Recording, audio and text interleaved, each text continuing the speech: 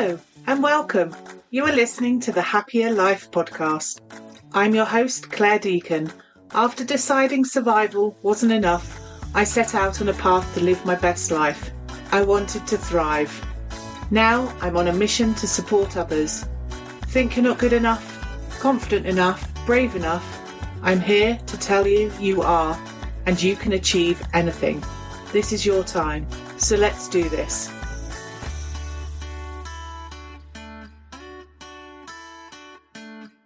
And welcome to the Happier Life podcast, where we talk about life beyond survival, because let's be real, you are not here just to get through life. I'm Claire, your host, positive psychology coach and expert, and your go-to guide for navigating self-doubt, self-worth, and all the messy, beautiful parts of healing.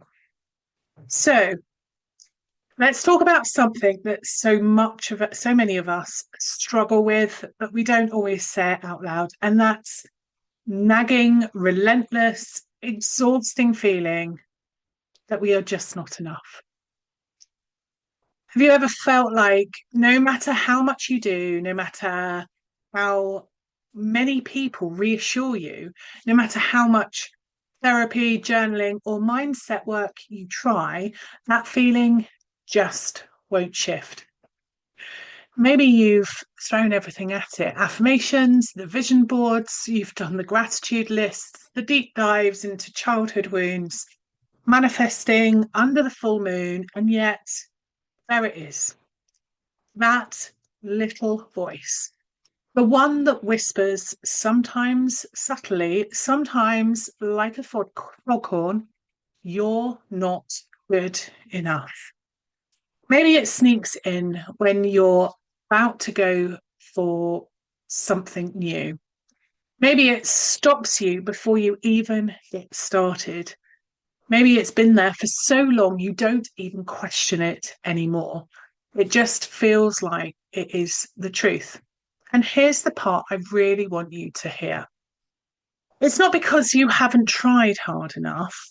It's not because you're broken. Nor is it because you're incapable or missing some secret piece of the puzzle. It's because so many of the approaches we're given to fix self-worth are surface level. They're band-aids on something that's much deeper. Because here's the thing, self-help isn't enough if the deep wound hasn't been healed. Journaling is great. If you don't feel safe in your own mind, writing down I am enough 100 times won't suddenly make you believe it. Therapy can be life-changing, but not if you've been stuck in the cycle of endlessly understanding your trauma without knowing how to actually move forward. Now, for my clients, they will hear me talk about this as being the trauma swamp. So if you're continuously swimming in a swamp of trauma, trying to understand it without knowing how to actually move forward, then the result is that you will drown and get overwhelmed by that swamp. So mindset work is powerful, but if your nervous system still believes self-worth is dangerous, no amount of positive thinking will rewire that.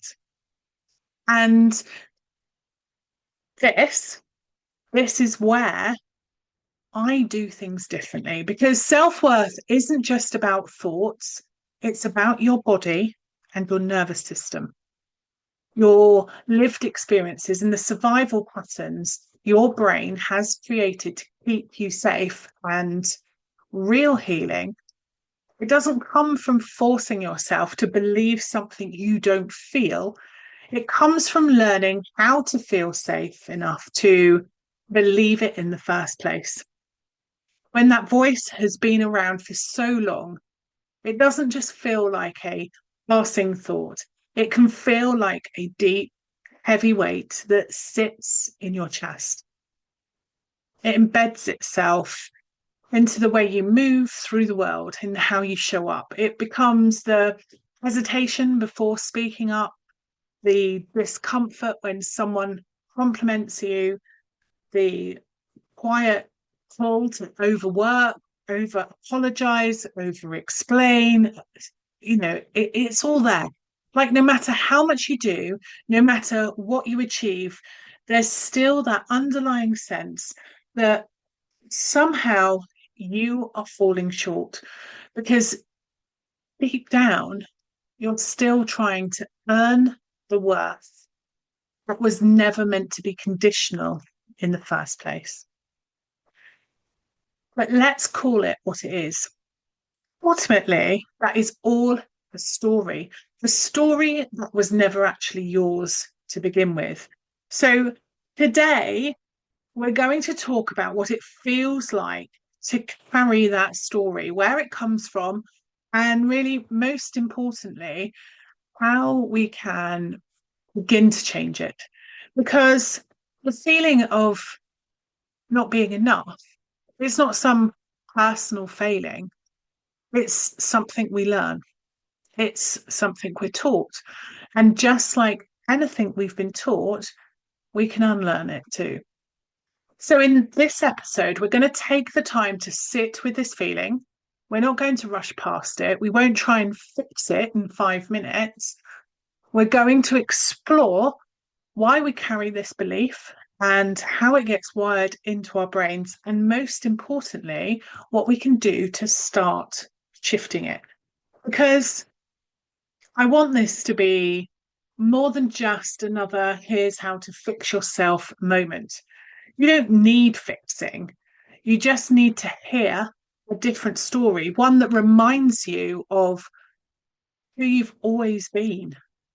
And if you find yourself thinking, I need more help with this, then I've got you. Book a free coffee and chat with me, and we can see and delve deeper into how we can give you that support that you need. All right, okay. Deep breath. Let's dive in. So, where does that I'm not good enough come from? First things first, we are not born feeling this way. Babies don't arrive into this world going, I wonder if I'm worthy of love today. No, they cry when they need something, they expect love and care, and they take up space without apology. So, what happened? If we weren't born doubting ourselves, where did it come from? Why do so many of us walk around feeling like we're constantly falling short, no matter how much we do, how much we achieve, or we prove? The truth is, the feeling of not being enough is something we learn. And if we can unlearn it, then we can unlearn it. So, for a lot of people, this starts in childhood. Maybe you were the kid who always were compared to a sibling. Maybe love and approval felt like something you had to earn by being quiet or working hard or by making sure that everybody else is happy first. Maybe every time you made a mistake, you were met with shame instead of support. Or maybe your voice was just dismissed, that your needs weren't considered, and that you learned that who you are wasn't enough to be fully accepted. When we experience emotional neglect or criticism or rejection or trauma, our brains try to make sense of it.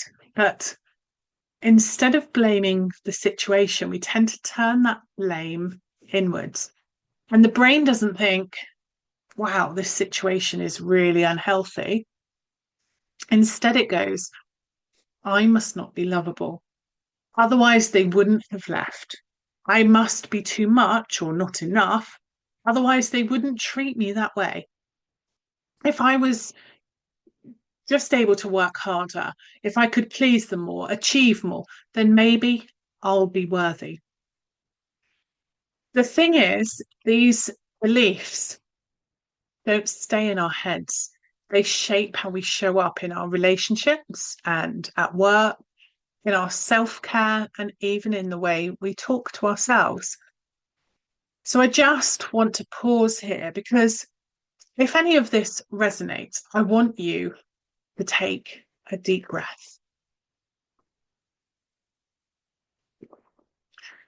You're not broken for feeling this way. You are not at fault for carrying this belief. The truth is, when we're children, we don't question the messages that we receive, we absorb them. And when we experience pain, rejection, or moments where we feel unseen, our brain tries to make sense of it. And so often the easiest explanation is maybe it's me. And then me throws in more layers. Maybe you experienced toxic relationships that made you question your self-worth. Maybe you took a risk and it didn't work out. And instead of seeing it as a learning experience, your brain stores it as proof that you should never try that again. Maybe you scroll through social media, seeing everyone else's perfect highlight reels, and your brain decides that clearly you must be behind, you're failing, or you're just less than. It's really sneaky the way it just builds up belief on belief on belief. One moment, one comment, one experience, each at a time, adding on until one day it's just all the background noise of your life. So let's just take a moment to talk brain science, because this is where things get really interesting. Your brain is designed for pattern recognition. Once you start believing something about yourself, your brain looks for proof to support it, and it ignores anything that contradicts it. So if you've spent years believing you're not enough, guess what? Your brain is wired to filter out the good and highlight the bad. And let's be real, the world really doesn't help. We're constantly bombarded with messages telling us we need to be better, we need to be thinner, younger, more successful, more productive, more, more, more. It's just all more.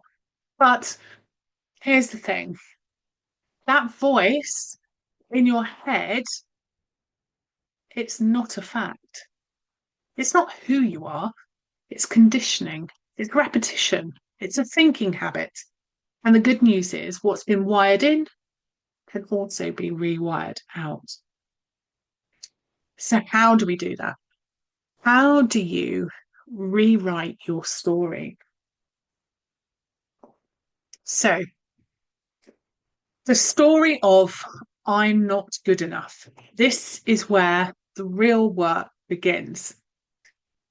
If you've spent years believing you're not good enough, you can't just flip a switch and suddenly feel great about yourself.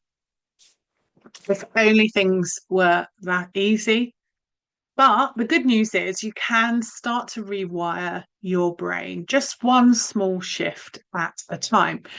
Shifting your self-worth isn't about forcing confidence or standing in the mirror yelling, I am enough, until you believe it. It's about understanding where the beliefs come from, questioning them, and consciously choosing a different way forward, and doing that in a way that feels safe. And that takes practice. And before we get into the how, I want to acknowledge something. This work does take time. You're not broken. There is no time limit, no specific time that it's going to take you. We're all individual, we're all unique, and we all have our own level of influence over our lives and the number of layers and how they were put in. You don't need to fix yourself, but you do need to gently and compassionately peel back the layers and ask, what if I could see myself differently? So let's start here because here's the thing. You're not going to find any band-aids here. I don't give quick fixes. No, just think positive slogans. No pretending that years of self-doubt can be erased with a single affirmation. We're not here to plaster over the cracks. We're here to go deeper, to understand where these beliefs come from, to challenge them, and to rewrite them in a way that actually sticks and works for you. So, step one, identify and challenge the origin of the belief before you can rewrite the story.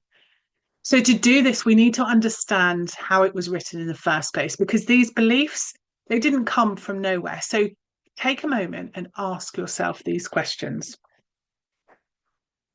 When did I first start feeling like I wasn't enough?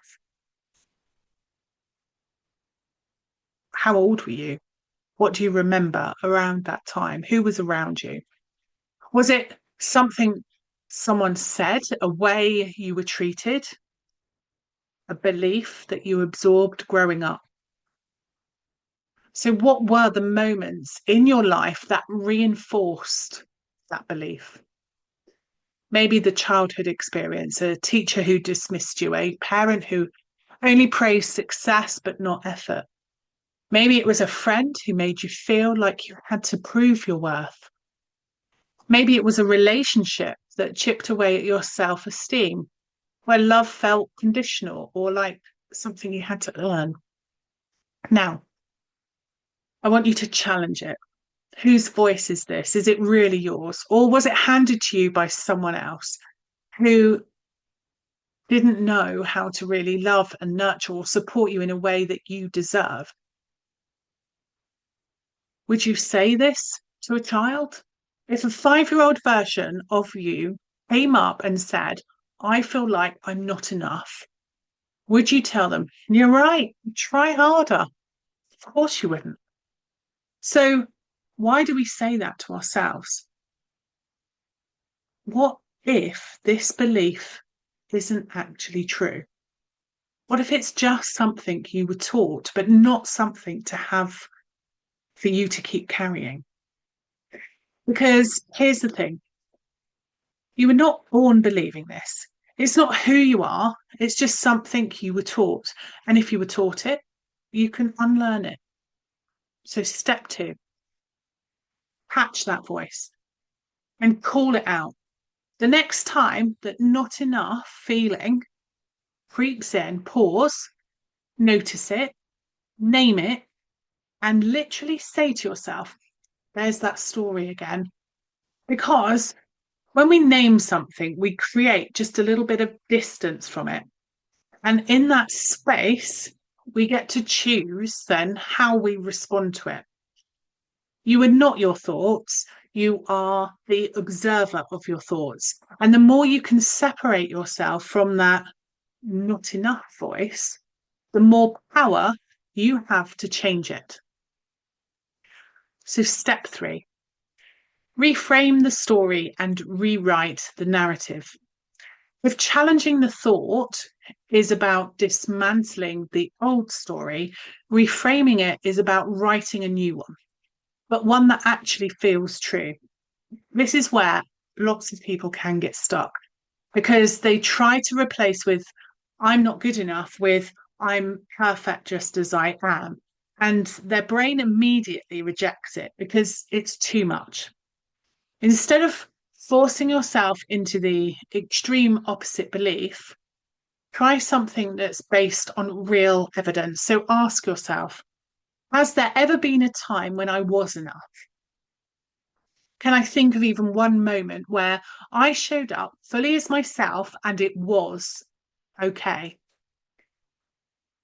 What strengths do I have that prove this belief is wrong? Instead of repeating affirmations that feel fake, find a truth based reframe that actually feels real to you. Reframing I'm not enough to perhaps I've had moments where I felt like I was enough.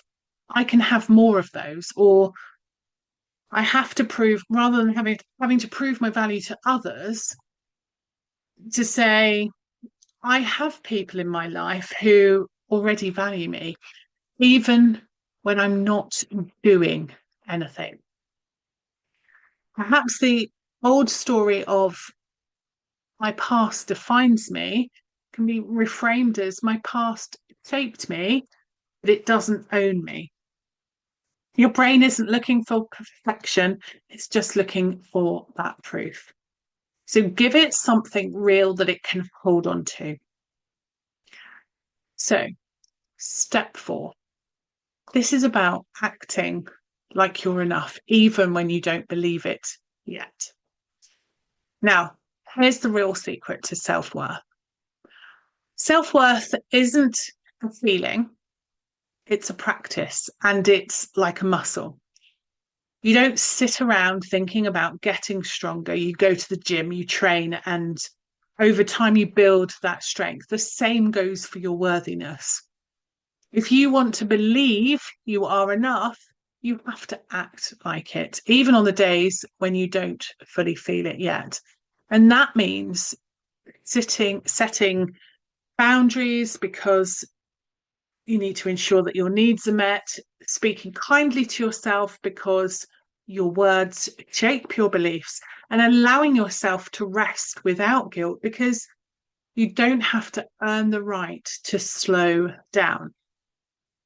Saying no when something doesn't feel right because people pleasing won't make you feel more worthy.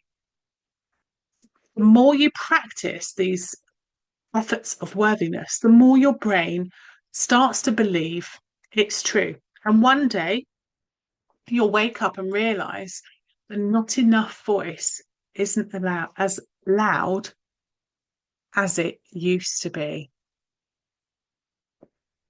Okay.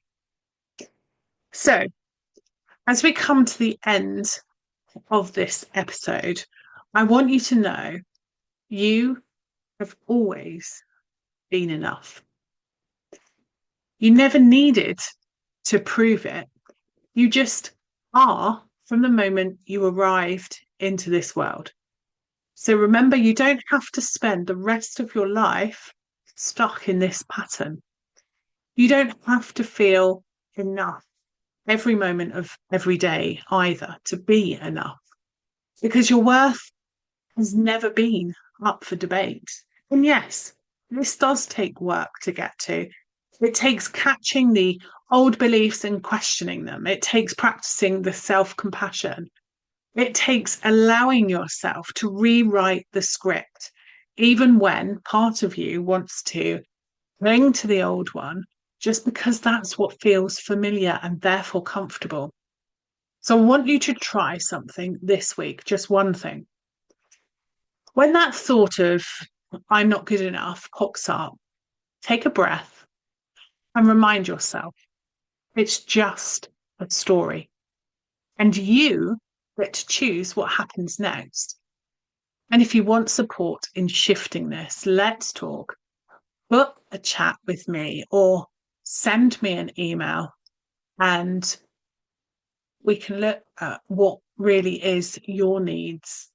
So hopefully this has been helpful. You can understand and resonate with what I've spoken, and it's made a connection for you so that you're able to take that step to find your happier. So until next time, be kind to yourself. You are learning, you are growing, and you are already enough. If you've enjoyed this episode, ensure you hit subscribe, head on over to my website, happiercoach.com, sign up for the weekly newsletter, and let me support you in living a happier life. I'm your host, Claire Deacon. Thank you for listening. Have a fabulous day.